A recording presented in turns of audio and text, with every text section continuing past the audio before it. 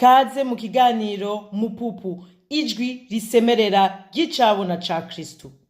Rero uku kuri k'umutima ndabayagira ni ikintu n'ukuri ubwanje cantumye nitomokera gusumba uko nari nshoboye kuba ndabiri irya mbere, kuko ntababeshe ico kintu co kuvuga ngo kuzimya ubwenge yari ikintu nibaza ko ndabisubiye n'inyuma bitoba ari ikintu iyo ukimbwira nayo kwemera, kuko nibaza ko imyaka yanje yose yo gushika ico gihe nagendera ku bwenge bwanje, nagendera ku buhinga bwanje, nagendera ku gushobora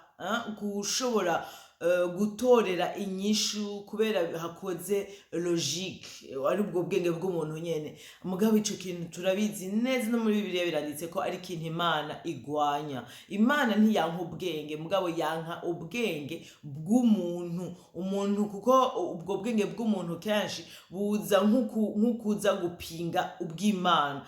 Kenshi ubu ntambukana na Kristo nukuri ndabona ukungene hariyo nk'ibintu mvuga ni ibi bintu ndavyiyumvira n'ubwenge bwanje bw'umuntu nibisazi ntibishoboka. Mugabo rero naho uca ubona umenga nukuri mba bavuga gute, niho kuba mu yindi si. Iyo bavuze ati nukuri turaba abanyenegihugu nka kurya bavuga ngo abasitwanya b'ikindi royaume, ni ukuvuga abenegihugu b'ikindi gihugu niko nabivuga, canke b'ijuru niko nabivuga. Nukuri uravyumva mu gihe ubonye ko ubwenge bwawe ubunye atari bwo bukikurongora.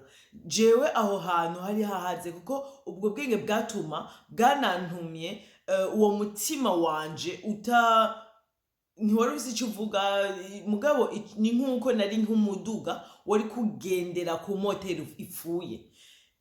Umuduga rero ugendera ku moteri ipfuye, nibaza ko aba ari umwanya bivana no gupfa kw'iyo moteri canke umwanya imeze nayo. Mugabo n'ukuri ntababeshe, n'ahantu ugera ahantu ugaca urahagarara utabiteguye. Niyo wabiteguye urumva bigushikira uko nyene, biguma vyose ari ibintu wumva uti mbega mana hambaye kwiki, kandi uratangara ukamenga siho waruri, kumbe umenga ni nkuko kurya ugiye kwa muganga baba kugira ntiwumve ubabare bagushiramwo anesthesi kumwe kugira sinzi ngene baba bayivuga mu Kirundi.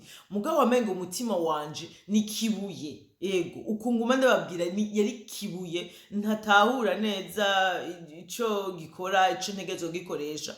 Mugabo yari ivyo nyene yuko numva umenga oyaye sinogendera mu marangamutima, sinogendera mu vyo niyumva moya, sinogenda ivyo bintu, reka aho handahaje kure, kuko kuhagendera nabona honswatisha, mpushisha imigambi yanje, mpushisha ivyo nshaka kugira. Ariko nukuri ntababeshe, iyo Imana ivuze ngo irakunda umutima umenetse, ubu narabitahuye. Ni umutima, urumva ni hamwe aho hari haka umutima, navuga aho ari umutwe wanje warongora umutima, ubu umutima wanje kuva ndawusheshe, nkumva bwa bwenge bwanje nka telekomande nababwiye ukazima, nkumva umenga n'ubu buracabishobora kuvyuka nyene. Mugabo ni kubw'ubuntu bw'Imana ubu ndazi ico arico kugendera mu bwenge bwanje, ndanavyumva ubu ndashobora no kuvuga ndumva ndiko ndagenda ukuntu n'ubwenge bwanje.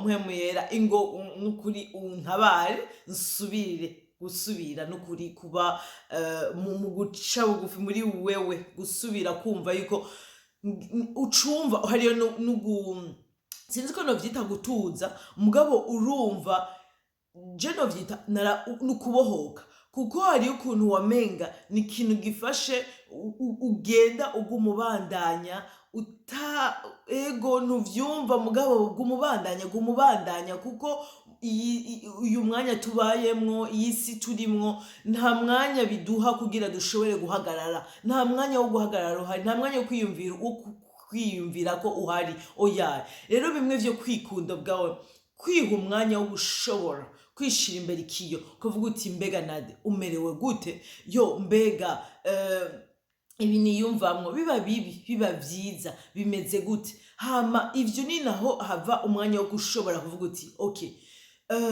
nuku ndavyemeye n'ukuri, reka ndeke kubigwanya, kuko iyo ni ingwano ni ahantu tugwanira hakadutsinda kubera tuguma tubona umenga dushaka kuharengera, naho mugabo haraka shetani aza kuhaca.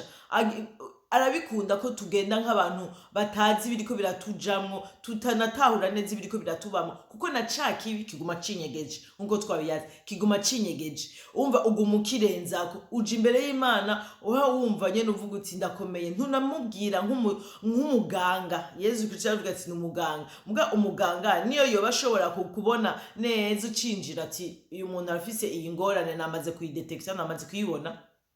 Birakenewe ko wowe nk'umuntu nk'ugwaye uza ukavyivugira, noneho tureke no kuvyivugira, uvyemera n'ukuri ko ugwaye, kuko naho yoba afise ubuhinga bwose utemeye kugwaye, udashaka kuvyakira, udashaka kubibona gutyo, ntagufata ku nguvu ngo akuvure. Arakeneye ko umwemerera, unamuha n'ubwo ruhusha rwo kukuvura. Haleluya! Nico gituma Imana izi vyose, ariko iraguma inadusaba no mwijambo yayo, irakubwira ati ingo umbwire, ingo tuyage. Haleluya! Kuko irashaka ko ukudufise ubu dushobora kugira ubugombe bwacu, niko Imana ishaka kuhakora, ishaka ko tuyihanye n'ubwo bugombe bwacu, twayibwira ati fata bifate nukuri, ingo wibere Imana iwanje. Haleluya! Ingo nukuri winjire. Haleluya! Imana irashaka ko tuyitumira, ni yoshobora kwinjira kubwo buno bwayo, n'ubunya iracashobora kuvyigirira hamwe usanga nyene yaje, mugabo mu bisanzwe irabikunda iyo tuje n'umutima umwe. Haleluya! Tukayemerera n'ukuri bivuye muri twebwe nyene, tukayibwira ingo papa, ingo n'ukuri.